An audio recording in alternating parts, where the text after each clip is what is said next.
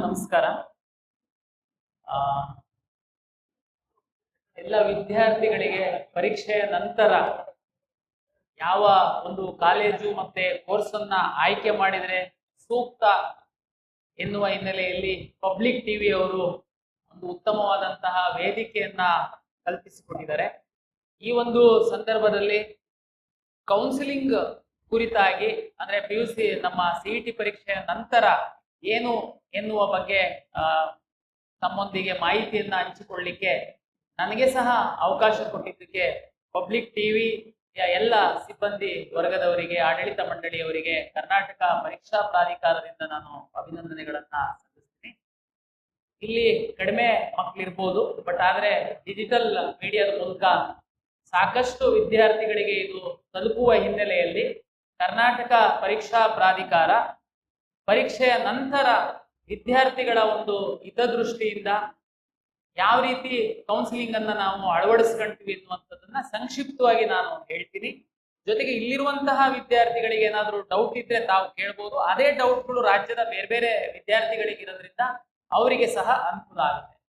ನಮ್ಗೆಲ್ಲ ಗೊತ್ತಿರುವಂತೆ ಈಗಾಗ್ಲೇನೆ 2 ದಿನ PCMB ಪರೀಕ್ಷೆಯನ್ನ ತಾವು ಬರೆದಿದ್ದೀರಾ. ಪರೀಕ್ಷೆ ತುಂಬಾ ಕಷ್ಟ ಇರಲಿಲ್ಲ ಅನ್ನುವಂಥದ್ದು ವಿದ್ಯಾರ್ಥಿ ಸಮೂಹದ ಅಭಿಪ್ರಾಯ. ನಾವು ಪರೀಕ್ಷೆ ಪಾರದರ್ಶಕವಾಗಿ ಇರಬೇಕು ಅನ್ನುವ ಹಿನ್ನೆಲೆಯಲ್ಲಿ ಈಗಾಗಲೇ ತಾವು ಪರೀಕ್ಷೆ ಬರೆದಂತಹ ಎಲ್ಲ OMR ಶೀಟ್ಗಳನ್ನ ಸಹ ಸ್ಕ್ಯಾನ್ ಮಾಡಿ ನಾವು ನಮ್ಮ ವೆಬ್ಸೈಟ್ ಅಲ್ಲಿ ಪರೀಕ್ಷಾ ಕೇಂದ್ರದ ವಾರು ನಾವು ಅಪ್ಲೋಡ್ ಮಾಡ್ತಾ ಇದ್ದೀವಿ. ತಾವು ತಮ್ಮ ಪೋಷಕರು ತಮ್ಮ ಮಗು ಯಾವ ಪರೀಕ್ಷಾ ಕೇಂದ್ರದಲ್ಲಿ ಬರೆದಿದೆ ಅನ್ನುವಂಥದ್ದು ನೋಡಿ ತಮ್ಮ ಮಗುವಿನ 4 ಸಬ್ಜೆಕ್ಟ್ OMR ಶೀಟ್ಗಳನ್ನ ಸಹ ತಾವು ನೋಡಬಹುದು. ನಾವು ಇನ್ನ 2 ದಿನದಲ್ಲಿ ಕೀ ಆನ್ಸರ್ ನ ರಿಲೀಸ್ ಮಾಡ್ತೀವಿ. ತಾವೇ ವ್ಯಾಲ್ಯೂಯೇಷನ್ ಸಹ ಮಾಡ್ಕೊಳ್ಬಹುದು, ಎಷ್ಟು ಕ್ವಶನ್ ನಿಮ್ಮ ಮಗು ಸರಿ ಮಾಡಿದೆ ಅಂತ. ಇನ್ನ ನಮ್ಮ ರಿಸಲ್ಟ್ ಯಾವಾಗ ಅಂತಂದ್ರೆ ತಮ್ಗೆಲ್ಲ ಗೊತ್ತಿರುವಂತೆ ಕರ್ನಾಟಕ ರಾಜ್ಯದಲ್ಲಿ PUCಯ 50% ಮತ್ತೆ CETಯ 50% ಫಲಿತಾಂಶವನ್ನ ಪರಿಗಣಿಸಿ CET ರ್ಯಾಂಕ್ ಅನ್ನ ನಾವು ಕೊಡುವಂಥದ್ದು. ಯಾವ್ದಾವ್ದಕ್ಕೆಲ್ಲ ಎಷ್ಟೆಷ್ಟು ಪರ್ಸೆಂಟೇಜ್ ಅಂದ್ರೆ ತಮಗೆ ಗೊತ್ತಿರುವಂತೆ ಇಂಜಿನಿಯರಿಂಗಿಗೆ ಕೋರ್ಸ್ಗಳಿಗೆ ಸಂಬಂಧಪಟ್ಟಂತೆ ಅಂದ್ರೆ ಇಂಜಿನಿಯರಿಂಗ್ ರ್ಯಾಂಕು PCM ಸಬ್ಜೆಕ್ಟಿನ PUC ಮತ್ತೆ CET 50% ತೆಗೆದುಕೊಳ್ತೀವಿ. ಫಾರ್ಮ್ ಸೈನ್ಸ್ಗೆ ಸಂಬಂಧಪಟ್ಟಂತೆ PCMBಯ 4 ಸಬ್ಜೆಕ್ಟಿನ 50-50 PU ಮತ್ತೆ ಇದ್ರದ್ದು 50% ತಗೊಂಡು ರ್ಯಾಂಕ್ ಕೊಡುವಂಥದ್ದು. ವೆಟರ್ನರಿ ಸೈನ್ಸ್ಗೆ ಸಂಬಂಧಪಟ್ಟಂತೆ ಓನ್ಲಿ PCB ಸಬ್ಜೆಕ್ಟ್ ನ PUC ಪರಿಗಣಿಸಲ್ಲ, ಓನ್ಲಿ CET ಪರಿಗಣಿಸಿ ನಾವು ರ್ಯಾಂಕ್ ಕೊಡುವಂಥದ್ದು. ಅದೇ ರೀತಿ ಫಾರ್ಮ್ ಡಿ ಮತ್ತೆ ಡಿ ಫಾರ್ಮಾ ನರ್ಸಿಂಗು ಇದಕ್ಕೆ CET ನಾವು ತೆಗೆದುಕೊಂಡು ರ್ಯಾಂಕ್ ಕೊಡುವಂಥದ್ದು. ಅದು ವಿವರವಾಗಿ ನಾವು ನಮ್ಮ ಬ್ರೋಷರ್ ಅಲ್ಲಿ ಹಾಕಿದ್ವಿ, ನೋಡ್ಬೋದು. ರಿಸಲ್ಟ್ ಕೊಟ್ಟಾದ ನಂತರ ಏನಪ್ಪಾ ಮಾಡ್ತೀವಿ ಅಂದ್ರೆ ಕೌನ್ಸಿಲಿಂಗ್. ನಮ್ಗೆಲ್ಲ ಗೊತ್ತಿದೆ ಬೇರೆ ಬೇರೆ ಇಲಾಖೆಗಳಿಂದ ಅಂದ್ರೆ ಫಾರ್ಮ್ ಸೈನ್ಸ್ ಅಂದ್ರೆ ಅಗ್ರಿಕಲ್ಚರ್ ಯೂನಿವರ್ಸಿಟಿ, ವೆಟರ್ನರಿ ಸೀಟ್ಸ್ ಅಂದ್ರೆ ವೆಟರ್ನರಿ ಯೂನಿವರ್ಸಿಟಿ, ಇಂಜಿನಿಯರಿಂಗ್ ಅಂತಂದ್ರೆ ಉನ್ನತ ಶಿಕ್ಷಣ ಇಲಾಖೆಯಿಂದ ನಮಗೆ ಸೀಟ್ ಮ್ಯಾಟ್ರಿಕ್ಸ್ ಅಂತೇಳಿ ಕೊಡ್ತಾರೆ. ಅದ್ರ ಮೇಲೆ ಕೌನ್ಸಿಲಿಂಗ್ ಶುರು ಮಾಡುವಂಥದ್ದು. ಅದಕ್ಕಿಂತ ಮೊದಲು ಈ ವಿದ್ಯಾರ್ಥಿಗಳಿಗೆ ಒಂದು ನಾನು ಮಾಹಿತಿ ಹೇಳುವಂಥದ್ದು ಅಂದ್ರೆ ನೀವು ಅರ್ಜಿಯನ್ನ ಸಲ್ಲಿಸುವಂತಹ ಸಂದರ್ಭದಲ್ಲಿ ತಾವು ತಮ್ಮ ಎಲ್ಲ ವಿವರವನ್ನ ಕೊಟ್ಟಿದ್ದೀರಾ. ಅದರಲ್ಲಿ ವಿಶೇಷವಾಗಿ ತಮ್ಗೆ ಗೊತ್ತಿರುವಂತೆ ಮೀಸಲಾತಿಯನ್ನ ಆಧರಿಸಿ ನಾವು ಸೀಟನ್ನು ಹಂಚಿಕೆ ಮಾಡೋದ್ರಿಂದ ತಾವು 371J ಇನ್ನ ಕ್ಯಾಸ್ಟ್ ಇತ್ತು ಅಂತಂದ್ರೆ SC ST 3A 3B ಇದೆಲ್ಲದನ್ನು ತಾವು 2A 2B ಎಲ್ಲ ಹಾಕಿರ್ತೀರಾ. ಕೆಲವ್ರೇನಾದ್ರೂ ಹಾಕಿಲ್ಲ, ಮುಗ್ದೋಯ್ತ ಟೈಮು ಅಂತಂದ್ರೆ ಕೆಲವು ನಮ್ಮ ರಾಜ್ಯದಲ್ಲಿ ರಿಲಿಜಿಯಸ್ ಮೈನಾರಿಟಿ ಇನ್ಸ್ಟಿಟ್ಯೂಷನ್ಸ್ ಇದೆ, ಲಿಂಗ್ವಿಸ್ಟಿಕ್ ಮೈನಾರಿಟಿ ಇನ್ಸ್ಟಿಟ್ಯೂಷನ್ಸ್ ಇದೆ ಮೆಡಿಕಲ್ಗೆ ಸಂಬಂಧಪಟ್ಟಂತೆ. ಅಲ್ಲಿ ಆ ಒಂದು ರಿಲಿಜಿಯಸ್ ಮತ್ತೆ ಲಿಂಗ್ವಿಸ್ಟಿಕ್ ಅರ್ಹತೆ ಇರುವಂತಹ ವಿದ್ಯಾರ್ಥಿಗಳಿಗೆ ಅಲ್ಲಿ ಒಂದಷ್ಟು ರಿಯಾಯಿತಿ ಇರುತ್ತೆ, ಅಂದ್ರೆ ಸೀಟ್ಗಳ ಸಂಖ್ಯೆ ಇರುತ್ತೆ. ಅದನ್ನ ಸಹ ತಾವು ಕ್ಲೈಮ್ ಮಾಡಬೇಕಾಗುತ್ತೆ. ಅರ್ಜಿ ಹಾಕುವಂತ ಸಂದರ್ಭದಲ್ಲಿ ತಾವು ಅಷ್ಟೊಂದು ಗಂಭೀರವಾಗಿ ಪರಿಗಣಿಸದೇ ಇರ್ಬೋದು. ನನಗೆ ಈಗ್ಲೂ ವಿದ್ಯಾರ್ಥಿಗಳು ಸರ್ ಅರ್ಜಿ ಹಾಕುವಾಗ ನಂದು 2A ಇದೆ ಸರ್, ನಾನು ಹಾಕದ್ ಮರ್ತೋಗ್ಬಿಟ್ಟಿತ್ತು, ತಹಶೀಲ್ದಾರ್ ಸರ್ಟಿಫಿಕೇಟ್ ಕೊಟ್ಟಿರ್ಲಿಲ್ಲ, ನಾನು 371J ಇತ್ತು ಸರ್, ನಾನು ಸರ್ಟಿಫಿಕೇಟ್ ಹಾಕದ್ ಮರ್ತೋಗ್ಬಿಟ್ಟಿತ್ತು. ಅಂತಹ ವಿದ್ಯಾರ್ಥಿಗಳಿಗೋಸ್ಕರ ಆಮೇಲೆ ಯಾರಾದ್ರೂ ಸ್ಪೋರ್ಟ್ಸ್ ನೀವು ಆಡಿರ್ತೀರಾ, ರಾಷ್ಟ್ರನ ಪ್ರತಿನಿಧಿಸಿರ್ತೀರಾ, ಎಕ್ಸಾಮ್ ಟೈಮಲ್ಲಿ ನೀವು ಮರ್ತೋಗಿರ್ಬೋದು. ನಿಮ್ಮಂತ ವಿದ್ಯಾರ್ಥಿಗಳಿಗೋಸ್ಕರ ಎಡಿಟ್ ಆಪ್ಷನ್ ಅನ್ನ ನಾವು ಕೊಟ್ಟಿದೀವಿ. ಇವತ್ತಿಂದ ಒಂದು ವಾರಗಳ ಕಾಲ ತಾವು ಎಡಿಟ್ ಏನಾದ್ರು ಮಾಡೋದಿತ್ತು ಅಂತಂದ್ರೆ ಮಾಡ್ಕೊಳ್ಬೋದು. ಸರ್ ಹಿಂದೆಲ್ಲ ಡಾಕ್ಯುಮೆಂಟ್ ವೆರಿಫಿಕೇಶನ್ಗೆ BO ಆಫೀಸಿಗೆಲ್ಲ ಹೋಗ್ಬೇಕಾಗಿತ್ತು, ಈಗ ಹೋಗೋದಿಲ್ವಾ? ಇಲ್ಲ, ನಾನು 100% ನಿಮ್ಮ ಸ್ಟ್ಯಾಟ್ಸ್ ಡಾಟಾದ ಆಧಾರದ ಮೇಲೆ ನಾವು ವೆರಿಫಿಕೇಶನ್ ಮಾಡಿದೀವಿ. ಕನ್ನಡ ಮೀಡಿಯಂ ಮತ್ತೆ ರೂರಲ್ ಮೀಸಲಾತಿ ಕ್ಲೈಮ್ ಮಾಡಿದಂತಹ ವಿದ್ಯಾರ್ಥಿಗಳಿಗೆ ಆನ್ಲೈನ್ ಸರ್ವಿಸಸ್ ಇಲ್ಲದ ಹಿನ್ನೆಲೆಯಲ್ಲಿ ತಾವು ಕಾಲೇಜಲ್ಲಿ ಓದ್ತಾ ಇದ್ರೆ ಅದೇ ಕಾಲೇಜಿನ ಪ್ರಿನ್ಸಿಪಾಲಿಗೆ ಲಾಗಿನ್ ಕೊಟ್ಟು ನಾವು ವೆರಿಫೈ ಮಾಡಿದೀವಿ. ಮತ್ತೆ ಡಾಕ್ಯುಮೆಂಟ್ ವೆರಿಫಿಕೇಶನ್ಗೆ ಯಾರಿಗೆ ಇರುತ್ತೆ, ನಾವು 4ನೇ ತಾರೀಕಿಂದ ಒಂದು ಶೆಡ್ಯೂಲ್ ಮಾಡಿದೀವಿ ಡಾಕ್ಯುಮೆಂಟ್ ವೆರಿಫಿಕೇಶನ್ ಅಂತ.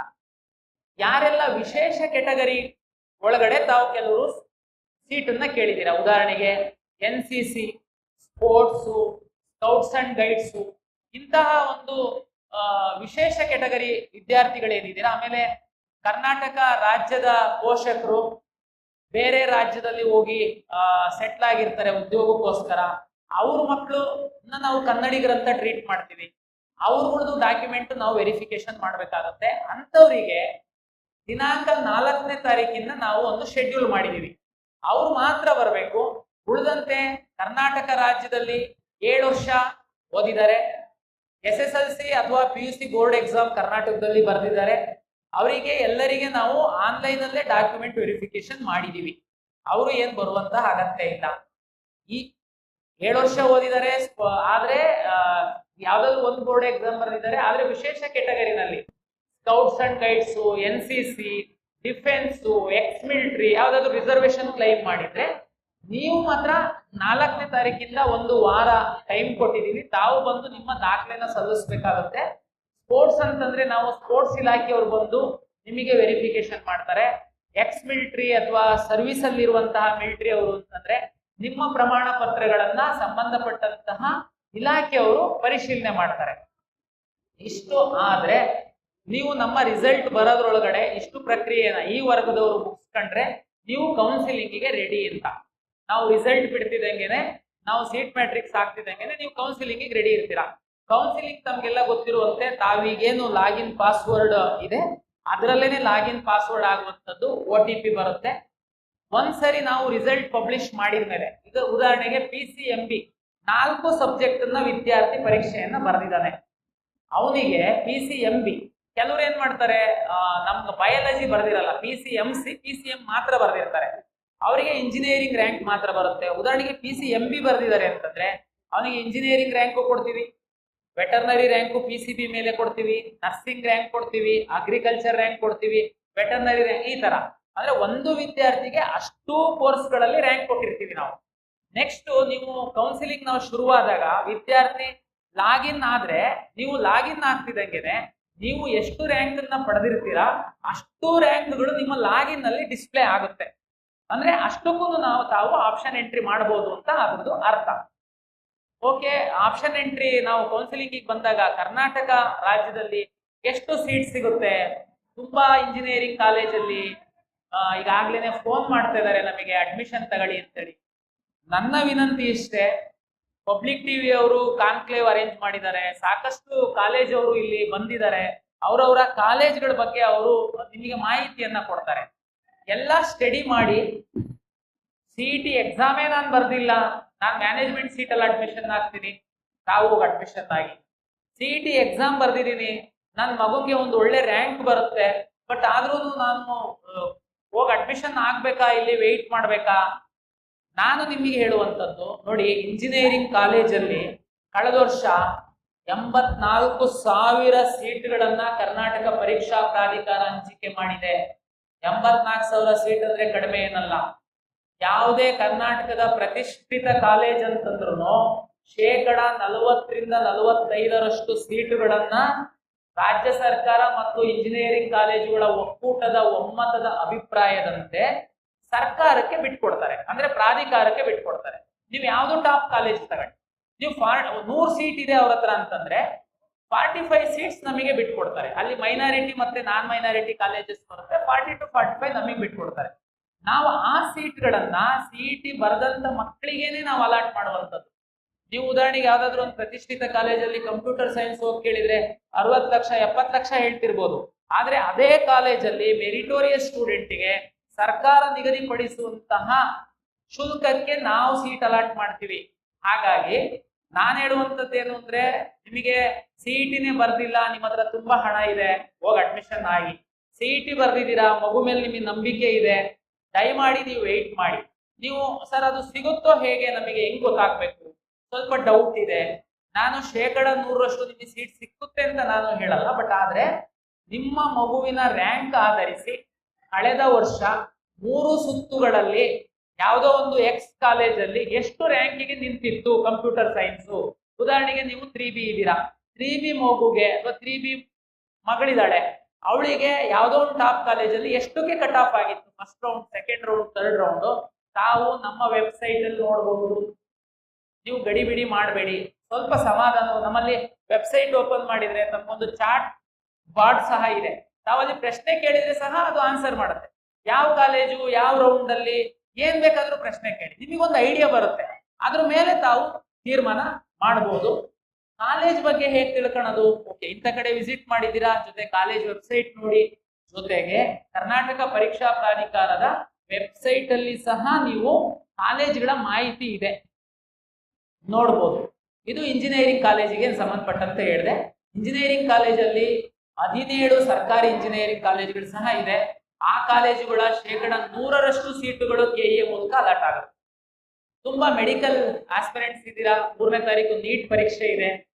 2022ಕ್ಕಿಂತ ಪೂರ್ವದಲ್ಲಿ ಮೆಡಿಕಲ್ನ ಮ್ಯಾನೇಜ್ಮೆಂಟ್ ಸೀಟ್ಗಳು ಮೆಡಿಕಲ್ ಕಾಲೇಜ್ ಅವರೇನೆ ಅಡ್ಮಿಷನ್ ಮಾಡ್ತಾ ಇದ್ರು. ನಮ್ಮಲ್ಲೇನಾದ್ರೂ ಸರ್ಕಾರಕ್ಕೆ ಬಿಟ್ಕೊಟ್ಟಂತ ಸೀಟ್ ಅಡ್ಮಿಷನ್ ಆಗಿ ನಮ್ಮ ಎಲ್ಲಾ ಕೌನ್ಸಿಲಿಂಗ್ ಮುಗಿದ್ಮೇಲೆ ಯಾರಾದ್ರೂ ಬಿಟ್ಟು ಹೋದ್ರೆ ಅವರೇನೆ ಅಡ್ಮಿಷನ್ ಮಾಡ್ತಾ ಇದ್ರು.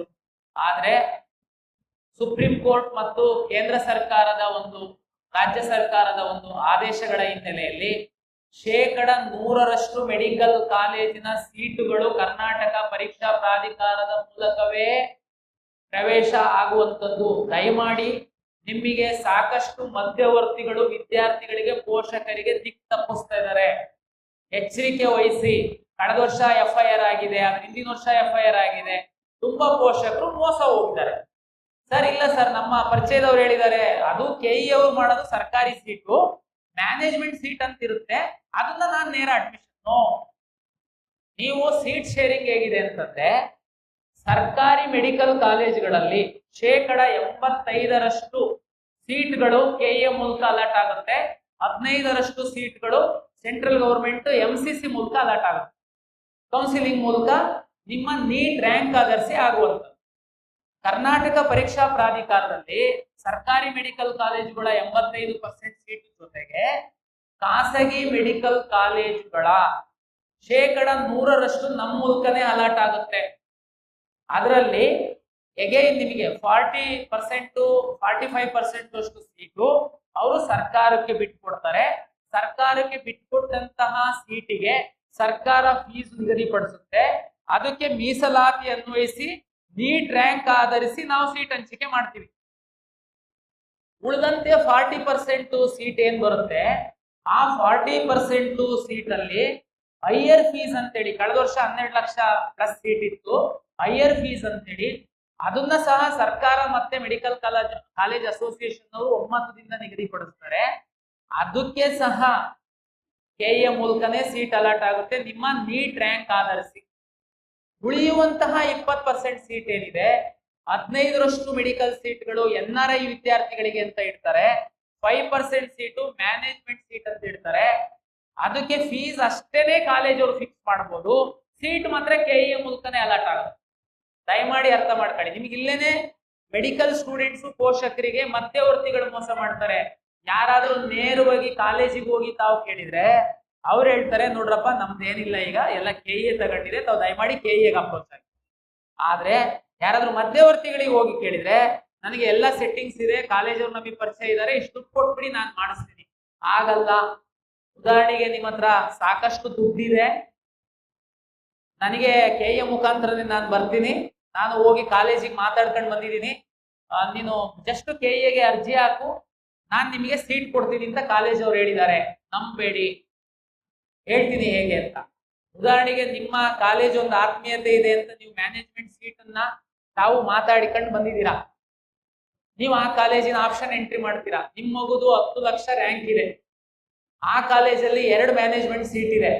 ಒಂದ್ ವೇಳೆ 6 ಲಕ್ಷ 7 ಲಕ್ಷ ರ್ಯಾಂಕ್ ಇರುವಂತಹ ನೀಟ್ ರ್ಯಾಂಕ್ ಇರುವಂತಹ ವಿದ್ಯಾರ್ಥಿ ಅದೇ ಕಾಲೇಜಿನ ಮ್ಯಾನೇಜ್ಮೆಂಟ್ ಸೀಟ್ ಹಾಕಿದ್ರೆ ನಿಮ್ಮ ಮಗುಗೆ ಸಿಗಲ್ಲ, 6 ಲಕ್ಷ 7 ಲಕ್ಷ ಇರೋ ಮಗುಗೆನೆ ಸಿಗುವಂಥದ್ದು. ಇಲ್ಲಿ ಯಾವುದು ಸಹ ಬ್ಯಾಕ್ ಡೋರ್ ಎಂಟ್ರಿ ಮೆಡಿಕಲ್ ಅಲ್ಲಿ ಇಲ್ಲ. 100% ಪಾರದರ್ಶಕವಾಗಿ ಆನ್ಲೈನ್ ಮೂಲಕ ಆಗುತ್ತೆ. ಎಂಟೈರು ನೀವು ನೋಡ್ಬೋದು. ಆಮೇಲೆ ಸರ್ ಇದು ಹೇಗೆ ಗೊತ್ತಾಗುತ್ತೆ, ಲಾಸ್ಟ್ ಇಯರ್ ಎಷ್ಟು ಸೇಮ್ ನಾನು ಇಂಜಿನಿಯರಿಂಗ್ ಹೇಳಿದಂಗೆ ನಮ್ಮ ವೆಬ್ಸೈಟ್ ಅಲ್ಲಿ ಇಡೀ ಕಾಲೇಜ್ ವಾರು ಲಿಸ್ಟನ್ನೇ ಹಾಕಿದೀವಿ ನಾವು. ವಿದ್ಯಾರ್ಥಿ ರಿಜಿಸ್ಟರ್ ನಂಬರು, ವಿದ್ಯಾರ್ಥಿ ನೇಮು, ಅವನು ಏನು ನೀಟ್ ರ್ಯಾಂಕ್ ಇತ್ತು, ಯಾವ ಸೀಟ್ ಅವನಿಗೆ ಸಿಕ್ಕಿದೆ ಅಂತ ಹಾಕಿ. ಹಾಗಾಗಿ ನೀವು ಅತ್ಯಂತ ಪಾರದರ್ಶಕವಾಗಿದೆ. ನಿಮ್ಮ ಮಗು ಸಿಇಟಿ ರ್ಯಾಂಕ್ ಎಕ್ಸಾಮ್ ಬರೆದಿತ್ತು ಅಂತಂದ್ರೆ ಸಿಇಟಿ ರ್ಯಾಂಕ್ ಆಧರಿಸಿ engineering, pharma D pharma, B pharma, ಕೃಷಿ ವಿಜ್ಞಾನಗಳೇನ್ ಬರುತ್ತೆ, agriculture, sericulture, veterinary science, nursing seat allot ಆದ್ರೆ ನೀಟ್ ರ್ಯಾಂಕ್ ಆಧರಿಸಿ AYUSH, dental, medical seat allot ಆಗುತ್ತೆ. ಆಯುಷ್, ಡೆಂಟಲ್, ಮೆಡಿಕಲ್ ಅಲ್ಲಿ ನೀಟ್ ರ್ಯಾಂಕ್ ಆಧರಿಸಿ 100% ಸೀಟುಗಳನ್ನ ಕರ್ನಾಟಕ ಪರೀಕ್ಷಾ ಪ್ರಾಧಿಕಾರವೇ ಅಲಾಟ್ ಮಾಡುತ್ತೆ. ಫೀಸ್ ಫಿಕ್ಸ್ ಮಾಡುವಂತದ್ದು ಮಾತ್ರ ಮ್ಯಾನೇಜ್ಮೆಂಟ್ ಮತ್ತೆ NRI ಗೆ ಸಂಬಂಧಪಟ್ಟಂತಹ ಫೀಸ್ ನ ಎಷ್ಟು ಬೇಕಾದ್ರೂ, ಹೈಯೆಸ್ಟ್ ಅಂದ್ರೆ 45 ಲಕ್ಷದ ಒಳಗಡೆ ಎಷ್ಟು ಬೇಕಾದ್ರೂ ಕಾಲೇಜವರು ಫಿಕ್ಸ್ ಮಾಡಬಹುದು. ನಾವು ನಮ್ಮ ವೆಬ್ಸೈಟ್ ಅಲ್ಲಿ ಪಬ್ಲಿಷ್ ಮಾಡ್ತೀವಿ. ಉಳಿದಂತಹ 80% ಸೀಟ್ಗಳಿಗೆ ಒಂದು ಒಮ್ಮತದ ಅಭಿಪ್ರಾಯದಿಂದ ಸರ್ಕಾರ ಮತ್ತು ಅಸೋಸಿಯೇಷನ್ ಫಿಕ್ಸ್ ಮಾಡ್ತಾರೆ. ದುಡ್ಡನ್ನ ಸಹ ನಾವು ಅಲಾಟ್ ಮಾಡುವಂತಹ ಸೀಟ್ಗಳಿಗೆ ಶುಲ್ಕವನ್ನ ನಾವೇ ಕಟ್ಟಿಸ್ಕೊಂತೀವಿ, ಕೆಇಯವರೇ ಕಟ್ಟಿಸ್ಕೊಂತೀವಿ. ನಂತರ ನಾವು ಕಾಲೇಜಿಗೆ ಟ್ರಾನ್ಸ್ಫರ್ ಮಾಡ್ತೀವಿ. ಸರ್ MCC ನಲ್ಲೂ ಮೆಡಿಕಲ್ ಕೌನ್ಸಿಲಿಂಗ್ ಆಗ್ತಿರುತ್ತೆ, ಕೆಇ ನಲ್ಲೂ ಆಗ್ತಿರುತ್ತೆ. ನಾವು ಅಲ್ಲಿ ಹೋಗ್ಬೇಕಾ ಇಲ್ಲಿ ಹೋಗ್ಬೇಕಾ, ಇಲ್ಲಿ ದುಡ್ಡು ಕಟ್ಟಿದ್ರೆ ನೀವು ವಾಪಸ್ ಕೊಡ್ತೀರಾ?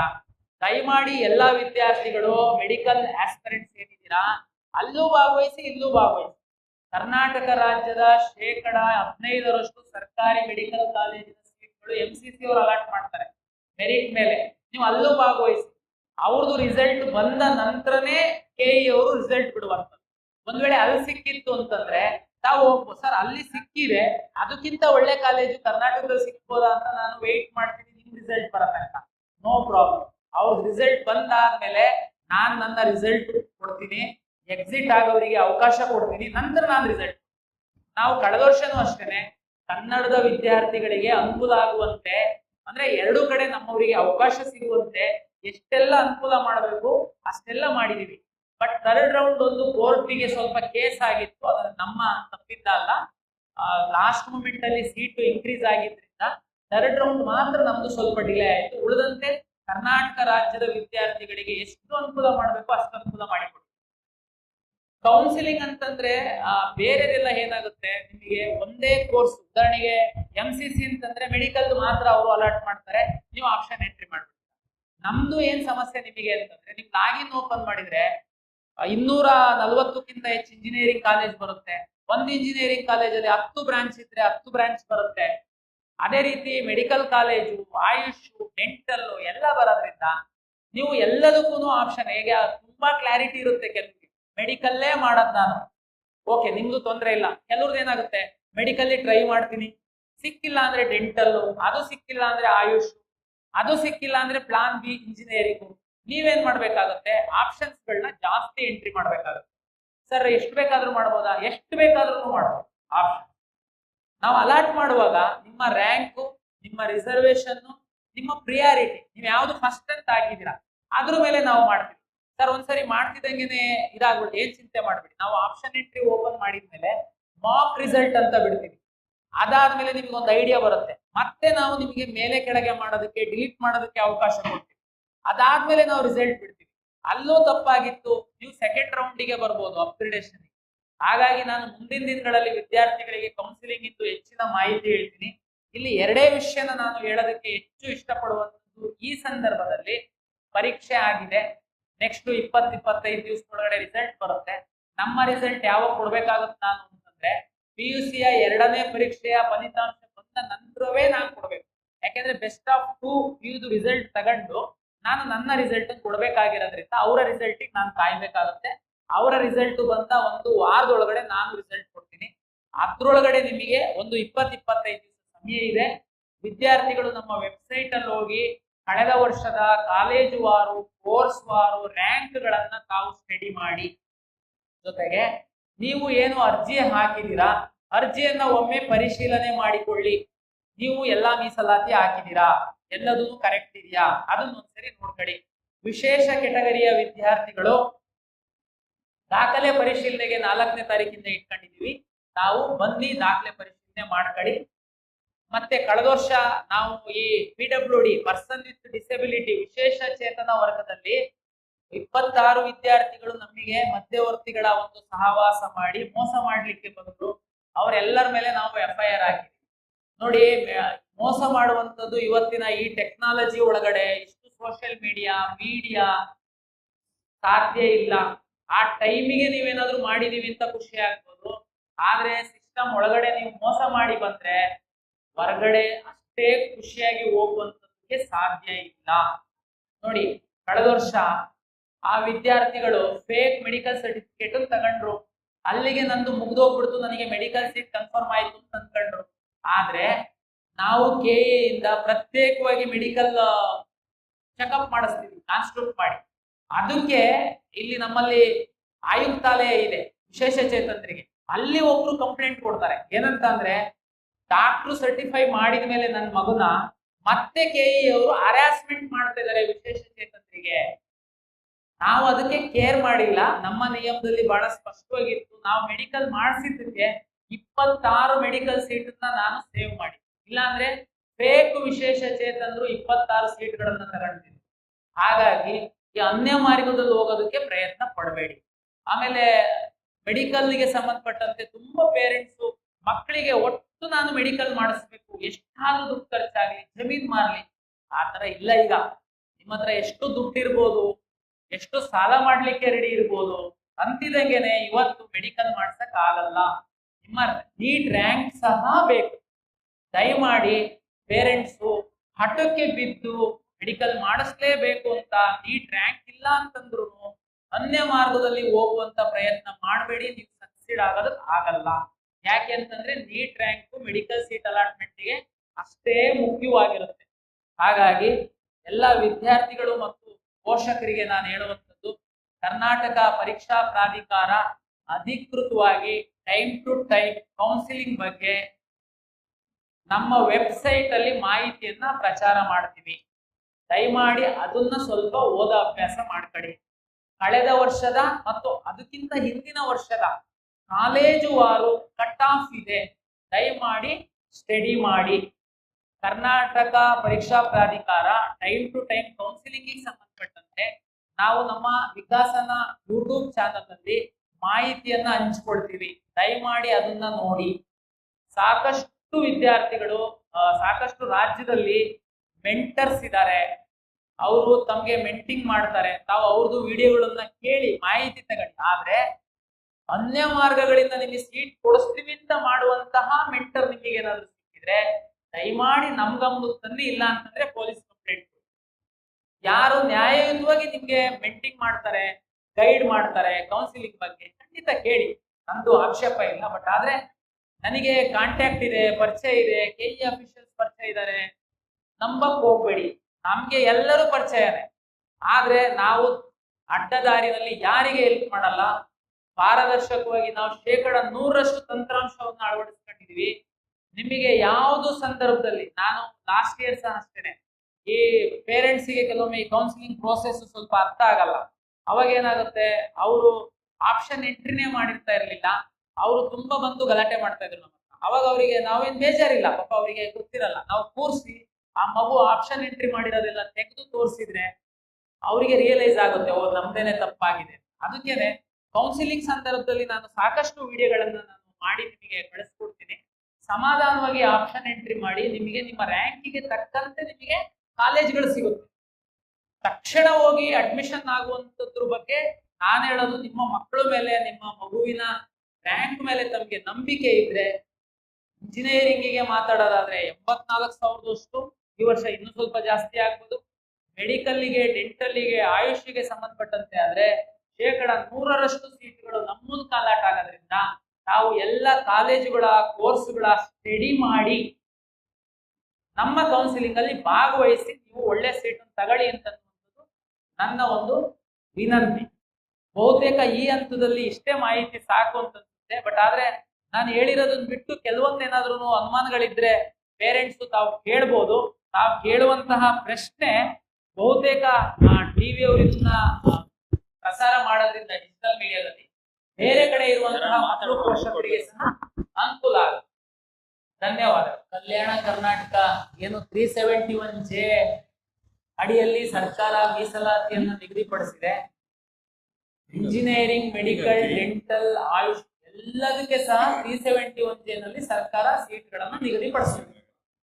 ಹೇಗೆ ನಿಗದಿಪಡಿಸುತ್ತೆ ನಮ್ಗೆಲ್ಲ ಗೊತ್ತಿದೆ. ಕಲ್ಯಾಣ ಕರ್ನಾಟಕದ ಜಿಲ್ಲೆಗಳಲ್ಲಿ ಒಂದಷ್ಟು ಇನ್ಸ್ಟಿಟ್ಯೂಷನ್ಸ್ ಇದೆ, ಆ ಜಿಲ್ಲೆ ಹೊರತುಪಡಿಸಿ ಒಂದಷ್ಟು ಇನ್ಸ್ಟಿಟ್ಯೂಷನ್ಸ್ ಇದೆ. ಈ ಎಲ್ಲ ಇನ್ಸ್ಟಿಟ್ಯೂಷನ್ಸ್ ಕಲ್ಯಾಣ ಕರ್ನಾಟಕದಲ್ಲಿರುವಂತಹ ಇನ್ಸ್ಟಿಟ್ಯೂಷನ್ಸ್ ಅಲ್ಲಿ ಹೆಚ್ಚಿನ ಒಂದು ಸೀಟ್ಗಳು ತಮ್ಮ ಮಕ್ಕಳಿಗೆ ನಿಗದಿ ಆಗಿವೆ. ಕಲ್ಯಾಣ ಕರ್ನಾಟಕ ಹೊರತುಪಡಿಸಿ ಕಾಲೇಜುಗಳಲ್ಲಿ ಸೀಮಿತವಾದಂತಹ ಪರ್ಸೆಂಟ್ ಸೀಟ್ಗಳು ನಿಗದಿಯಾಗಿದೆ. ಆಯಾ ವರ್ಷ ಯಾವ್ಯಾವ ಬ್ರಾಂಚ್ ಅಲ್ಲಿ ಎಷ್ಟೆಷ್ಟು ಸೀಟ್ ಇರುತ್ತೆ ಅನ್ನೋದ್ರ ಮೇಲೆ ಇಂಜಿನಿಯರಿಂಗ್ ಆದ್ರೆ ಹೈಯರ್ ಎಜುಕೇಶನ್, ಮೆಡಿಕಲ್ ಆದ್ರೆ ಮೆಡಿಕಲ್ ಡಿಪಾರ್ಟ್ಮೆಂಟ್, ಆಯುಷಿಗೆ ಸಂಬಂಧಪಟ್ಟಂತೆ ಆಯುಷ್ ಇಲಾಖೆಯವರು ಸೀಟನ್ನ ನಿಗದಿಪಡಿಸ್ತಾರೆ. ನಾವು ಒಂದ್ಸರಿ ಸೀಟ್ ಮ್ಯಾಟ್ರಿಕ್ಸ್ ಅಂತ ಪಬ್ಲಿಷ್ ಮಾಡ್ತೀವಿ. ಉದಾಹರಣೆ ಕಾಲೇಜ್ ವಾರು, ಬ್ರಾಂಚ್ ವಾರು, ಮೆಡಿಕಲ್ ಕಾಲೇಜ್ ಆದ್ರೆ ಮೆಡಿಕಲ್ ಕಾಲೇಜ್ ವಾರು ಎಷ್ಟು ಸೀಟ್ಗಳಿದೆ, ಅದರಲ್ಲಿ ಸರ್ಕಾರಿ ಕೋಟಾದ್ದು ಸೀಟ್ ಏನು 40% ಸೀಟ್ ಇರುತ್ತೆ. ಆ 40% ಸೀಟ್ ಉದಾಹರಣೆಗೆ ಬೆಂಗಳೂರಲ್ಲಿ ಒಂದು ಮೆಡಿಕಲ್ ಕಾಲೇಜ್ ಇದೆ ಅಂತಂದ್ರೆ ಅಲ್ಲಿ 2A, 2B, 3A, 3B Kannada medium, rural ಇದೆಲ್ಲ ಕೊಡೋದ್ರ ಜೊತೆಗೆ 371J ಇರುವಂತಹ ವಿದ್ಯಾರ್ಥಿಗಳಿಗೆ ಅವರಲ್ಲಿ ಯಾರು ಹಾರಿಜಾಂಟಲ್ ಮತ್ತೆ ವರ್ಟಿಕಲ್ ಸೀಟ್ ನಿಗದಿ ಆಗುತ್ತೆ. ಅದು ಕಾಲೇಜ್ ವಾರು, ಬ್ರಾಂಚ್ ವಾರು ವೇರಿಯೇಷನ್ ಆಗುತ್ತೆ. ತಾವು ಅದನ್ನ ಸೀಟ್ ಮ್ಯಾಟ್ರಿಕ್ಸ್ ಬಿಟ್ಟಾಗ ನೋಡಬಹುದು. ಜೊತೆಗೆ ಕಳೆದ ವರ್ಷದ್ದು ಸೀಟ್ ಮ್ಯಾಟ್ರಿಕ್ಸ್ ನಮ್ಮ ವೆಬ್ಸೈಟ್ ಅಲ್ಲಿ ಇದೆ. ತಾವು ಬೇಕಿದ್ರೆ for example Bengaluru medical college ನಾವು ನೋಡೋದಾದ್ರೆ ತಾವು ನಮ್ಮ ವೆಬ್ಸೈಟ್ ಅಲ್ಲಿ ಹೋಗಿ ತಾವು ನೋಡಬಹುದು. ಬೆಂಗಳೂರು ಮೆಡಿಕಲ್ ಕಾಲೇಜ್ ಅಲ್ಲಿ 371Jಗೆ ಎಷ್ಟು ಸೀಟ್ ಇದೆ. ಇವತ್ತು ಖಾಸಗಿ ಮೆಡಿಕಲ್ ಕಾಲೇಜಲ್ಲಿ ಸಹ ಕಲ್ಯಾಣ ಕರ್ನಾಟಕದ ಮೆಡಿಕಲ್ ಕಾಲೇಜು, ಕಲ್ಯಾಣ ಕರ್ನಾಟಕೇತರ ಮೆಡಿಕಲ್ ಕಾಲೇಜಲ್ಲಿ ಸಹ 371Jಗೆ ಒಂದಷ್ಟು ಸೀಟುಗಳನ್ನು ನಿಗದಿಪಡಿಸಿರ್ತಾರೆ. ನೀವು ಆಪ್ಷನ್ ಎಂಟ್ರಿ ಮಾಡುವಾಗ ನಿಮ್ಮ ಮಗು 371J ಸರ್ಟಿಫಿಕೇಟ್ ಹಾಕಿದ್ದಾರೆ ಅಂತಂದ್ರೆ ನಿಮಗೆ ಗೊತ್ತಾಗುತ್ತೆ. ನಿಮ್ಮ ಅಪ್ಲಿಕೇಶನ್ ಅಲ್ಲಿ 371J RD ನಂಬರ್ ಹಾಕಿರ್ತೀರಾ, ನೀವು 371J ನ ಸೆಲೆಕ್ಟ್ ಮಾಡ್ತೀರಾ. ಅದ್ರ ಜೊತೆಗೆ ಬೇರೆ ಜನರಲ್ ಸೀಟ್ಗಳನ್ನ ಸಹ ತಾವು ಸೆಲೆಕ್ಟ್ ಮಾಡಿರ್ತೀರಾ. ಅಲಾಟ್ ಮಾಡುವಂತಹ ಸಂದರ್ಭದಲ್ಲಿ ರ್ಯಾಂಕ್ ಮೇಲೆ ಉದಾಹರಣೆಗೆ ಇಬ್ರು ಮಕ್ಕಳು, ನಿಮ್ಮ ಮಗು ಮತ್ತೆ ಇನ್ನೊಂದು ಮಗು ಬೆಂಗಳೂರಲ್ಲಿ ಒಂದು ಟಾಪ್ ಮೆಡಿಕಲ್ ಕಾಲೇಜಲ್ಲಿ ಆಪ್ ಮಾಡಿರ್ತೀರಾ. ನೀವಿಬ್ರಿಗೂ 371J ಇದೆ ಅಂತಂದಾಗ ಒಂದೇ ಸೀಟ್ ಇದೆ ಅಂತಂದ್ರೆ ರ್ಯಾಂಕ್ ಅಲ್ಲಿ ನಿಮ್ಮ ಮಗು ಜಾಸ್ತಿ ಇದ್ರೆ ನಿಮಗೆ ಆ ಸೀಟ್ ಸಿಗುತ್ತೆ, ಬೇರೆ ಮಗು ಜಾಸ್ತಿ ಇದ್ರೆ ಅವರಿಗೆ ಸೀಟ್ ಸಿಗುತ್ತೆ. ಎಷ್ಟು ಆಪ್ಷನ್ ಬೇಕಾದ್ರೂ ನೀವು ಹಾಕ್ಬೋದು. 371J ಗಿಂತನೂ ನಿಮ್ದು ರ್ಯಾಂಕ್ ಚೆನ್ನಾಗಿದ್ರೆ ನಿಮಗೆ ಜನರಲ್ ಮೆರಿಟ್ ಅಲ್ಲಿ ಸಹ ಸೀಟು ಸಿಗುತ್ತೆ. 371Jಗೆ ನೀವು ಸರ್ಟಿಫಿಕೇಟ್ ಹಾಕ್ತಿದ್ದೀರಾ ಅಂತ ನಿಮ್ಮನ್ನ ಅದಕ್ಕೆ ರಿಸ್ಟ್ರಿಕ್ಟ್ ಮಾಡಲ್ಲ. ಜನರಲ್ ಮೇಲೆ ಸಹ ನಿಮ್ಮನ್ನು ಪುಷ್ ಮಾಡ್ಬಿಡುತ್ತೆ ಸಿಸ್ಟಮ್. ಇಲ್ಲ ನೀವು 371J ಒಳಗೆ ಫಿಟ್ ಆಗ್ತಾ ಇದ್ದೀರಾ ಅಂತಂದ್ರೆ ಅಲ್ಲಿಗಾಗುತ್ತೆ. ಹಾಗಾಗಿ 371J ಇದ್ದಂತ ಮಕ್ಕಳಿಗೆ ಸ್ವಲ್ಪ ಅವಕಾಶ ಜಾಸ್ತಿ ಇದೆ. ಯಾಕೆಂದ್ರೆ ಆ ಭಾಗದಲ್ಲಿ ಸ್ವಲ್ಪ ಇದೆ ಅನ್ನೋ ಕಾರಣಕ್ಕೆ ಸರ್ಕಾರ ಮಾಡಿರುವಂತಹ ಕಾನೂನು ಅದು ಅನುಕೂಲ ಆಗುತ್ತೆ. ಸೇಮ್ ಬೇರೆ ಎಲ್ಲ ರಿಸರ್ವೇಶನ್ ತರ ಮಕ್ಕಳು ರ್ಯಾಂಕ್ ಜಾಸ್ತಿ ಇದ್ರೆ ಹೇಗೆ ನಾವು ಜನರಲ್ಲಿಗೆ ಪುಷ್ ಮಾಡ್ತೀವಿ, 371J ಸಹ ಅದೇ ರೀತಿ ನಾವು ಮೇಲ್ಗಡೆಗೆ ಪುಷ್ ಮಾಡ್ತೀವಿ. ಸರ್ ನಮಸ್ತೆ, ನನ್ನ ಹೆಸರು ಜೋಶಿ ಅಂತ. ಈಗ NCC ಕೋಟಾ ಅಪ್ಲೈ ಮಾಡಬೇಕಾದ್ರೆ ನೀವು NCC ಕೋಟಾಗೆ ರಿಸರ್ವೇಶನ್ ಅಲಾಟ್ ಮಾಡಿದ್ದೀರಾ. ಸೊ ಅದಕ್ಕೆ ಯಾರು ಡಿಸೈಡ್ ಮಾಡ್ತಾರೆ ಈ ಬ್ರಾಂಚು ಈ ಕಾಲೇಜಲ್ಲಿ ಅವೈಲೇಬಲ್ ಇದೆ ಈ ಕೋಟಾಗೆ ಅಂತ? ಪ್ರಾಧಿಕಾರ ಮಾಡತ್ತಾ ಅಥವಾ ಇನ್ಸ್ಟಿಟ್ಯೂಷನ್ಸ್ ಮಾಡತ್ತಾ? ಹೋದ ವರ್ಷದ್ದು ಆರ್ಕೈವಲ್ ಎಲ್ಲ ನೋಡಿದ್ರೆ ಮೆಜಾರಿಟಿ ಗೌರ್ಮೆಂಟ್ ಇಂಜಿನಿಯರಿಂಗ್ ಕಾಲೇಜ್ಗಳಲ್ಲಿ ರಿಸರ್ವೇಶನ್ಸ್ ಕೊಟ್ಟಿದ್ರಿ, ಒಂದೊಂದು ಸೀಟು ಆ ಥರ ಬೇರೆ ಬೇರೆ college, Mandya engineering college, Hassan engineering ಕಾಲೇಜಲ್ಲೆಲ್ಲ ಕೊಟ್ಟಿದ್ವಿ. ಆದರೆ ಬೇರೆ ಇನ್ಸ್ಟಿಟ್ಯೂಟ್ಸ್ ಲೈಕ್ RV, PES ಈ ಥರ ಇನ್ಸ್ಟಿಟ್ಯೂಟ್ಸಲ್ಲಿ ಆಪ್ಷನ್ಸ್ ಜಾಸ್ತಿ ಓಪನ್ ಇರಲಿಲ್ಲ. ಸೊ ಆ ಕೋಟಾನ ಎಕ್ಸರ್ಸೈಸ್ ಮಾಡಬೇಕು ಅಂದರೆ ಈ ಡಿಸಿಷನ್ ಯಾರು ಮಾಡ್ತಾರೆ? ಆ ಪ್ರಾಧಿಕಾರ ಮಾಡತ್ತಾ ಅಥವಾ ಇನ್ಸ್ಟಿಟ್ಯೂಷನ್ಸ್ ಮಾಡತ್ತಾ? ಈಗ ಜೋಶಿ ಅವರು ಕೇಳಿದ್ದು ಪ್ರಶ್ನೆ ವಿಶೇಷ ಕ್ಯಾಟಗರಿಯಲ್ಲಿ NCC ಅವರು ಉದಾಹರಣೆಗೆ ಹೇಳಿದ್ರು. NCC ಜೊತೆಗೆ ನಮ್ಗೆ ಗೊತ್ತಿದೆ ಎಕ್ಸ್ ಮಿಲಿಟರಿ ಅವರು, ಸರ್ವಿಸ್ ಅಲ್ಲಿ ಇರುವಂತಹ ಮಿಲಿಟರಿ ಅವರು, ಸ್ಕೌಟ್ಸ್ ಅಂಡ್ ಗೈಡ್ಸ್, ಇವರಿಗೆಲ್ಲರಿಗೂ ವಿಶೇಷ ಕ್ಯಾಟಗರಿ ಅಂತೇಳಿ ಒಂದಷ್ಟು ಸೀಟ್ಗಳನ್ನ ರಿಸರ್ವ್ ಮಾಡಿರುತ್ತೆ. ಅದನ್ನ ಇಂಜಿನಿಯರಿಂಗ್ ಬಗ್ಗೆ ಮಾತಾಡೋದಾದ್ರೆ ಉನ್ನತ ಶಿಕ್ಷಣ ಇಲಾಖೆಯವರು ಎಷ್ಟು NCCಗೆ ಸೀಟ್ಗಳು ಕೊಡಬೇಕು ಅಂತಿದೆ ಆ ಸೀಟ್ಗಳನ್ನ ಸಾಫ್ಟ್ವೇರ್ ಮೂಲಕ ರ್ಯಾಂಡಮೈಸ್ ಆಗಿ ಅಲಾಟ್ ಮಾಡ್ತಾರೆ. ಅವರಿಗೊಂದು ಅನುಮಾನ, ಲಾಸ್ಟ್ ಇಯರ್ ಸ್ವಲ್ಪ ಟಾಪ್ ಕಾಲೇಜಲ್ಲಿ ಕಡಿಮೆ ಇತ್ತು, ಗೌರ್ಮೆಂಟ್ ಕಾಲೇಜಿನಲ್ಲೇನೆ ಜಾಸ್ತಿ ಇತ್ತು ಅನ್ನುವಂಥದ್ದು. ಅದಕ್ಕಿಂತ ಹಿಂದಿನ ವರ್ಷದ್ದು ಸ್ವಲ್ಪ ಮ್ಯಾಟರ್ ಆಗುತ್ತೆ, ಅದ್ರ ಆಧಾರದ ಮೇಲೆ ಮಾಡುವಂಥದ್ದು. ಹೋದ ವರ್ಷ ಜಾಸ್ತಿ ಗೌರ್ಮೆಂಟ್ ಕಾಲೇಜಲ್ಲಿ ರಿಪೀಟ್ ಆಗಿದೆ ಅಂದ್ರೆ ಖಂಡಿತ ಈ ವರ್ಷ ಅದು ಆ ಕಾಲೇಜ್ಗಳು ತಪ್ಪಿ ಬೇರೆ ಪ್ರೈವೇಟ್ ಕಾಲೇಜಲ್ಲಿ ಸಹ ಬರುತ್ತೆ. ಮತ್ತೆ ಪ್ರೈವೇಟ್ ಎನಿ ಟಾಪ್ ಕಾಲೇಜ್ ನಮಗೆ ಕೊಟ್ಟಿರುವಂತಹ 45% ಸೀಟ್ಗಳು ಏನಿರುತ್ತೆ ಅದಕ್ಕೆ ಖಂಡಿತ ನಮ್ಗೆ ಫ್ರೀಡಮ್ ಇರುತ್ತೆ ಉನ್ನತ ಶಿಕ್ಷಣ ಇಲಾಖೆಗೆ. ಅವರು ಏನು ನಮ್ಗೆ ಕೇಳಲಿಕ್ಕೆ ಹೋಗಲ್ಲ, ನೀವು ಸರ್ NCCಗೆ ಯಾಕೆ ಕೊಟ್ರಿ ಸರ್ ನಮಗೆ, ಇಲ್ಲ 2Aಗೆ ಯಾಕೆ ಕೊಟ್ರಿ ಸರ್ ನಮಗೆ, ಆತರ ಏನ್ ಕೇಳಲ್ಲ. ಅದು ಉನ್ನತ ಶಿಕ್ಷಣ ಇಲಾಖೆಯವರು ಒಂದು ರ್ಯಾಂಡಮೈಸ್ ಮಾಡಿ ಹಾಕುವಂಥದ್ದು. ಹಾಗಾಗಿ ಈ ವರ್ಷದ್ದು ಅದು ಚೇಂಜ್ ಆಗಿನೇ ಬರುತ್ತೆ, ಹಾಗಾಗಿ ಬೇರೆ ಕಾಲೇಜುಗಳಲ್ಲೇನೆ ಅದು ಬರುತ್ತೆ. ನನ್ನ ಹೆಸರು ಶೇಖೋಡ ಪಾಟೀಲ್ ಅಂತ ಹೇಳಿ. ಈ ಅಗ್ರಿಕಲ್ಚರ್ ಕೋಟ ಸಂಬಂಧಪಟ್ಟಂಗ 10ನೇ ತಾರೀಕಿಗೆ ಅವಕಾಶ ಕೊಟ್ರಿ ಸರ್. ನಾವು ವ್ಯವಸಾಯ ಪ್ರಮಾಣಪತ್ರ ತಗೋಬೇಕು ಸಂಬಂಧಪಟ್ಟಂತ ಕಂದಾಯ ಇಲಾಖೆಯಿಂದ. ಅಲ್ಲಿ ಕಾರಣಾಂತರದ ಕಾಲ ವಿಳಂಬವಾಗಿ ವ್ಯವಸಾಯ ಪ್ರಮಾಣಪತ್ರ ಪಡೆಯುವಲ್ಲಿ ಕಾಲ ವಿಳಂಬ ಆಯ್ತದೆ. 21ನೇ ತಾರೀಕು ಕೊನೆಯ ದಿನಾಂಕ ಮಾಡಿದ್ರಿಂದ ಕೆಲವೊಂದು ವಿದ್ಯಾರ್ಥಿ ಮಕ್ಕಳಿಗೆ ಬಹಳ ತೊಂದರೆ ಆಗಿದೆ ಆ ಸರ್ಟಿಫಿಕೇಟ್ ತಗೊಳಕ ಮತ್ತು ಅಪ್ಲೋಡ್ ಮಾಡ್ಲಿಕ್ಕೆ. ದಯವಿಟ್ಟು ತಾವು ಕೆಯಿಂದ ನಾವು ಪಡೆದಂತ ದಾಖಲಾತಿಗಳನ್ನ ನೇರವಾಗಿ ಸಂಬಂಧಪಟ್ಟಂತ ಇಲಾಖೆ ಅಧಿಕಾರಿಗಳಿಗೆ ತೋರಿಸಿ ಒಂದು ಎಕ್ಸಾಮ್ ಅಲ್ಲಿ ಅವಕಾಶ ಮಾಡೋಕೆ ಸಾಧ್ಯ ಇದ್ರೆ ಅಂತ ತಾವು ಪರಿಶೀಲನೆ ಮಾಡ್ಬೇಕಂತ ನನ್ನ ವಿನಂತಿ. ಅರ್ಜಿ ಹಾಕುವಂತಹ ಸಂದರ್ಭದಲ್ಲಿ ತಮ್ಗೆಲ್ಲ ಗೊತ್ತು, ಕರ್ನಾಟಕದಲ್ಲಿ ಈ ಅಗ್ರಿಕಲ್ಚರ್ ಮತ್ತೆ ವೆಟರ್ನರಿ ಸೀಟ್ಗಳನ್ನ ಒಂದಷ್ಟು ಪರ್ಸೆಂಟ್ ರೈತರ ಮಕ್ಕಳಿಗೆ ರಿಸರ್ವ್ ಮಾಡಿರ್ತಾರೆ. ಅದಕ್ಕೆ ಪ್ರಾಕ್ಟಿಕಲ್ ಎಕ್ಸಾಮ್ ಅಂತ ಅಗ್ರಿಕಲ್ಚರ್ ಯೂನಿವರ್ಸಿಟಿ ಅವರು ಕಂಡಕ್ಟ್ ಮಾಡ್ತಾರೆ. ಪ್ರಾಕ್ಟಿಕಲ್ ಮಾರ್ಕ್ಸ್ ಆಧರಿಸಿ ಕೃಷಿಕರ ಮಕ್ಕಳಿಗೆ ರಿಸರ್ವ್ ಆಗಿರೋ ಸೀಟ್ಗಳನ್ನ ನಾವು ಅಲಾಟ್ ಮಾಡ್ತೀವಿ. ಯಾರು ಕೃಷಿಕರಿದ್ದಾರೆ ಅಂತನ್ನುವಂಥದ್ದನ್ನ ಅರ್ಜಿ ಸಲ್ಲಿಸುವಂತಹ ಸಂದರ್ಭದಲ್ಲಿ ಆ ವಿದ್ಯಾರ್ಥಿಗಳು ಕ್ಲೈಮ್ ಮಾಡಿರ್ಬೇಕಾಗಿತ್ತು. ನಂತರ ಅಗ್ರಿಕಲ್ಚರ್ ಯೂನಿವರ್ಸಿಟಿಯವರು ದಾಖಲೆಗಳನ್ನ ಅಪ್ಲೋಡ್ ಮಾಡಿ ಅಂತ ಹೇಳಿದ್ರು. ಅದನ್ನ ಅವ್ರು ಹೇಳ್ದಂಗೆ 21 ತನಕ ಅವರು ಅಪ್ಲೋಡ್ ಮಾಡೋದಕ್ಕೆ ಅವಕಾಶ ಕೊಟ್ಟಿದ್ರು. ಮತ್ತೆ 29ಕ್ಕೆ ಪ್ರಾಕ್ಟಿಕಲ್ ಎಕ್ಸಾಮ್ ನಡೀತಾ ಇದೆ. ನಾವು ಕರ್ನಾಟಕ ಪರೀಕ್ಷಾ ಪ್ರಾಧಿಕಾರದವರು ಅರ್ಜಿಯಲ್ಲಿ ಕ್ಲೈಮ್ ಮಾಡಿರೋ ದಾಖಲೆನ ಅವರಿಗೆ ಟೆಕ್ನಿಕಲ್ ಸಪೋರ್ಟ್ ಕೊಡ್ತಾ ಇದೀವಿ. ಪ್ರಾಕ್ಟಿಕಲ್ ಪರೀಕ್ಷೆ ನಡೆಸುವಂತದ್ದು ಅಗ್ರಿಕಲ್ಚರ್ ಯೂನಿವರ್ಸಿಟಿ ಅವರು. ತಾವ್ ಹೇಳ್ದಂಗೆ ಒಂದಷ್ಟು ಮಕ್ಕಳಿಗೆ ಡಾಕ್ಯುಮೆಂಟ್ ಅಪ್ಲೋಡ್ ಮಾಡೋದಕ್ಕೆ ಆಗಿಲ್ಲ, ಇನ್ನೊಂದಷ್ಟು ಮಕ್ಕಳು ಅರ್ಜಿ ಹಾಕುವಂತ ಸಂದರ್ಭದಲ್ಲಿ ಅಗ್ರಿಕಲ್ಚರ್ ಫಾರ್ಮರ್, ನಾನು ಕೃಷಿಕನ ಮಗ ಅನ್ನುವಂಥದ್ದೇ ಕ್ಲೈಮ್ ಮಾಡಿಲ್ಲ. ಈ ಎರಡು ಪ್ರಕರಣ ಇದೆ. ನಾನು ಪ್ರಾಧಿಕಾರದ ವತಿಯಿಂದ ಏನ್ ಮಾಡ್ಬೋದಾಗಿತ್ತು, ನಿನ್ನೆ ನಾನು ನಮ್ಮ ಅಪ್ಲಿಕೇಶನ್ ಅನ್ನ ಓಪನ್ ಮಾಡಿದ್ದೀನಿ ಎಡಿಟ್ ಮಾಡೋದಕ್ಕೆ. ಕೃಷಿ ಮಾತ್ರ ಅಲ್ಲ, ಏನೆಲ್ಲ ಮಿಸ್ಟೇಕ್ ಮಾಡಿದ್ರೆ ನೀವು ಮಕ್ಕಳೇ ಸರಿಪಡಿಸ್ಕೊಳ್ಳಿ ಅಂತ ನಾನು ಎಡಿಟ್ ಆಪ್ಷನ್ ಕೊಟ್ಟಿದ್ದೀನಿ.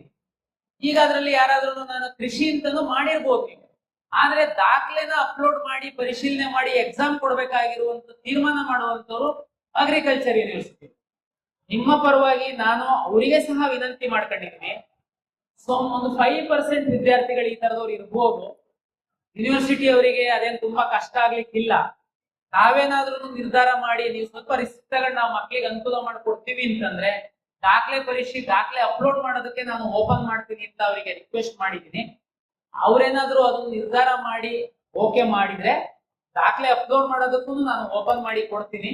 ಅವಾಗ ವಿದ್ಯಾರ್ಥಿಗಳು ಅಪ್ಲೋಡ್ ಮಾಡಬಹುದು, ಮತ್ತೆ ಅವರು ಎಲಿಜಿಬಿಲಿಟಿ ಚೆಕ್ ಮಾಡಿ ಹೇಳ್ತಾರೆ, ನಾವು 29ಕ್ಕೆ ಪ್ರಾಯೋಗಿಕ ಪರೀಕ್ಷೆಗೆ ಅಟೆಂಡ್ ಆಗ್ಬೋದು. ಹಲೋ ಸರ್, ನಮಸ್ತೆ. ನನ್ನ ಹೆಸರು ಪ್ರದೀಪ್ ಸರ್. ನೀಟ್ ಎಕ್ಸಾಮ್ ಅಂದ್ರೆ ನ್ಯಾಷನಲ್ ವೈಸ್ ರ್ಯಾಂಕ್ ಪ್ರಕಾರ ಅಲ್ವಾ ಸರ್? ಕರ್ನಾಟಕಕ್ಕೆ ಎಷ್ಟು ಅಲಾಟ್ಮೆಂಟ್ ಆಗುತ್ತೆ ಸರ್? ಅಕಸ್ಮಾತ್ ಕರ್ನಾಟಕದಲ್ಲಿ ಬಿಟ್ಟು ನಾವು ಏನಾದ್ರು ರ್ಯಾಂಕ್ ಪ್ರಕಾರ ಬೇರೆ ಸ್ಟೇಟ್ ಅನ್ನು ತಗೊಳ್ಬಹುದು? NEET exam national wise ranking ಅಲ್ವಾ ಅದು? ನ್ಯಾಷನಲ್ ವೈಸ್ ರ್ಯಾಂಕಿಂಗ್ ಇರ್ಬೇಕಾದ್ರೆ ನೀಟ್ ಇನ್ನೊಂದ್ಸರಿ ಹೇಳಿ. ನ್ಯಾಷನಲ್ ವೈಸ್ ರ್ಯಾಂಕಿಂಗ್ ಇರ್ಬೇಕಾದ್ರೆ ಆ ರ್ಯಾಂಕಿಂಗ್ ಪ್ರಕಾರ ಬೇರೆ ಸ್ಟೇಟ್ ಅಲ್ಲೂ ನಾವು ತಗೊಳ್ಬಹುದಾ ಇಲ್ಲಿ ಸಿಗದೇ ಇದ್ರೆ? ಇನ್ನೊಂದು ಕ್ವಶನ್. ನ್ಯಾಷನಲ್ ಟೆಸ್ಟಿಂಗ್ ಏಜೆನ್ಸಿ ಅವರು ನೀಟ್ ಪರೀಕ್ಷೆಯನ್ನ ಕಂಡಕ್ಟ್ ಮಾಡ್ತಾರೆ. ಆಲ್ ಇಂಡಿಯಾ ರ್ಯಾಂಕ್ ಅಂತೇಳಿ ಕೊಡ್ತಾರೆ ಅವರು, ಏನ್ ಸ್ಟೇಟ್ ವೈಸ್ ರ್ಯಾಂಕ್ ಏನ್ ಕೊಡಲ್ಲ ಅವರು. ನಮ್ಗೆಲ್ಲ ಗೊತ್ತಿರುವಂತೆ ಭಾರತ ದೇಶದಲ್ಲಿರುವಂತಹ ಕೇಂದ್ರ ಸರ್ಕಾರದ ಅಡಿನಲ್ಲಿ ಬರುವಂತಹ ಎಲ್ಲಾ ಮೆಡಿಕಲ್ ಕಾಲೇಜ್ಗಳಿಗೆ, ಅಂದ್ರೆ ಏಮ್ಸ್ ತಾವು ಕೇಳಿದೀರಾ, ಆ ಮಾದರಿಯ ಎಲ್ಲಾ ಇನ್ಸ್ಟಿಟ್ಯೂಟ್ಗಳ ಎಲ್ಲಾ ಸೀಟ್ಗಳನ್ನ MCC ಅವರೇನೆ ಕೌನ್ಸಿಲಿಂಗ್ ಮಾಡುವಂತದ್ದು. ಭಾರತ ದೇಶದಲ್ಲಿರುವಂತಹ ಎಲ್ಲಾ ಸರ್ಕಾರಿ ಮೆಡಿಕಲ್ ಕಾಲೇಜುಗಳ 15% ಸೀಟುಗಳನ್ನ MCC ಅವರೇನೆ ಕೌನ್ಸಿಲಿಂಗ್ ಮಾಡುವಂತದ್ದು. ಒಬ್ಬ ಕರ್ನಾಟಕದ ವಿದ್ಯಾರ್ಥಿ ದೇಶದ ಯಾವುದೇ ಭಾಗದ 15% ಸೀಟ್ಗಳಿಗೆ MCC ಮೂಲಕ ಭಾಗವಹಿಸಿ ಸೀಟ್ ತಗೊಳ್ಬಹುದು. ಯಾವುದು ರಿಸ್ಟ್ರಿಕ್ಷನ್ಸ್ ಇಲ್ಲ. ಅವ್ರು ಸಹ ಅಲಾಟ್ ಮಾಡುವಂತದ್ದು ರ್ಯಾಂಕ್ ಆಧರಿಸಿ. ಉದಾಹರಣೆಗೆ ಬೆಂಗಳೂರು ಮೆಡಿಕಲ್ ಕಾಲೇಜಿಗೆ 15% ಸೀಟನ್ನ MCC ಅವರು ಅಲಾಟ್ ಮಾಡುವಂತದ್ದಕ್ಕೆ ಕನ್ನಡಿಗರು ಬರ್ಬೋದು, ಉತ್ತರ ಪ್ರದೇಶ ಜಮ್ಮು ಕಾಶ್ಮೀರದ ವಿದ್ಯಾರ್ಥಿನೂ ಪಾರ್ಟಿಸಿಪೇಟ್ ಮಾಡಬಹುದು, MCC ಅವರು ಸೀಟ್ ಅಲಾಟ್ ಮಾಡ್ತಾರೆ. ಹಾಗಾಗಿ ತಾವು ಸಹ ದೇಶದ ಯಾವುದೇ ಸರ್ಕಾರಿ ಮೆಡಿಕಲ್ ಕಾಲೇಜುಗಳ 15% ಕೇಂದ್ರ ಸರ್ಕಾರದ ಅಡಿನಲ್ಲಿ ಬರುವಂತಹ ಮೆಡಿಕಲ್ ಕಾಲೇಜುಗಳ 100%. ಕೆಲವೊಂದು ಡೆಲ್ಲಿ ಗಿಲ್ಲಿನಲ್ಲಿ ಸ್ವಲ್ಪ ಬೇರೆ ತರ ಇರುತ್ತೆ, ಬಟ್ ಬಹುತೇಕ ಸೀಟ್ಗಳು MCC ಇಂದ ಅಲಾಟ್ ಆಗುವಂತದ್ದಕ್ಕೆ ನಮ್ಮ ಕನ್ನಡಿಗರು ಎಲ್ಲರನ್ನೂ ಭಾಗವಹಿಸ್ತಾರೆ. ಸರ್, ಇದ್ರಲ್ಲಿ ಭಾಷಾ ಅಲ್ಪಸಂಖ್ಯಾತರ ಸೀಟ್ ಅಂತ ಹೇಳಿ ಸಪರೇಟ್ ಯಾವುದಿಲ್ಲ. ನಮ್ಮಲ್ಲಿದೆ, MCC ನಲ್ಲಿ ಇಲ್ಲ. ಕರ್ನಾಟಕ ರಾಜ್ಯದಲ್ಲಿ ಭಾಷಾ ಅಲ್ಪಸಂಖ್ಯಾತರ ಸೀಟಿಗೆ ಇದೆ. ತಾವು ಒಂದಷ್ಟು ಲಿಂಗ್ವಿಸ್ಟಿಕ್ ಮೈನಾರಿಟಿ ಮೆಡಿಕಲ್ ಕಾಲೇಜಸ್ ಗಳಿದಾವೆ. ತಾವು ಏನಾದ್ರು ಭಾಷಾ ಅಲ್ಪಸಂಖ್ಯಾತರ ಒಂದು ಪ್ರಮಾಣ ಪತ್ರವನ್ನ ಹಾಕಿ ವೆರಿಫೈ ಮಾಡಿಸ್ಕೊಂಡ್ರೆ ತಾವು ಆ ಕಾಲೇಜುಗಳಲ್ಲಿ ನಿಮಗೆ ಪ್ರಿಯಾರಿಟಿ ಇರುತ್ತೆ ಸೀಟ್ ಶೇರಿಂಗ್ ಅಲ್ಲಿ. Thank you. ಸಾಕಷ್ಟು ಪ್ರಶ್ನೆ ಕೇಳಿದೀರಾ, ಅದು ರಾಜ್ಯದ ಬೇರೆ ವಿದ್ಯಾರ್ಥಿಗಳಿಗೆ ಸಹ ಅನುಕೂಲ ಆಗುತ್ತೆ. ಈ ಒಂದು ಅವಕಾಶ ಕರ್ನಾಟಕ ಪರೀಕ್ಷಾ ಪ್ರಾಧಿಕಾರಕ್ಕೆ ನಮ್ದು ಸ್ಟಾಲ್ ಸಹ ಹಾಕ್ಲಿಕ್ಕೆ ಅವಕಾಶ ಕೊಟ್ಟಿದ್ದಾರೆ. ತಾವು ಅಲ್ಲಿ ಸಹ ಒಂದಷ್ಟು ಡೌಟ್ಸ್ ಇದ್ರೆ ತಾವು ಕ್ಲಾರಿಫೈ ಮಾಡ್ಕೊಳ್ಬಹುದು. ಹಾಗೂ ವಿದ್ಯಾರ್ಥಿಗಳೊಂದಿಗೆ ಮಾತಾಡ್ಲಿಕ್ಕೆ ನನಗೆ ಸಹ ಅವಕಾಶ ಕೊಟ್ಟಿದ್ದಕ್ಕೆ ಪಬ್ಲಿಕ್ ಟಿವಿಯ ಎಲ್ಲ ಒಂದು ಆಡಳಿತ ಮಂಡಳಿಗೆ, ಸಿಬ್ಬಂದಿ ವರ್ಗದವರಿಗೆ ಪ್ರಾಧಿಕಾರದ ವತಿಯಿಂದ ಅಭಿನಂದನೆಗಳನ್ನ ಸಲ್ಲಿಸಿ ಅವಕಾಶಕ್ಕಾಗಿ ಧನ್ಯವಾದಗಳು.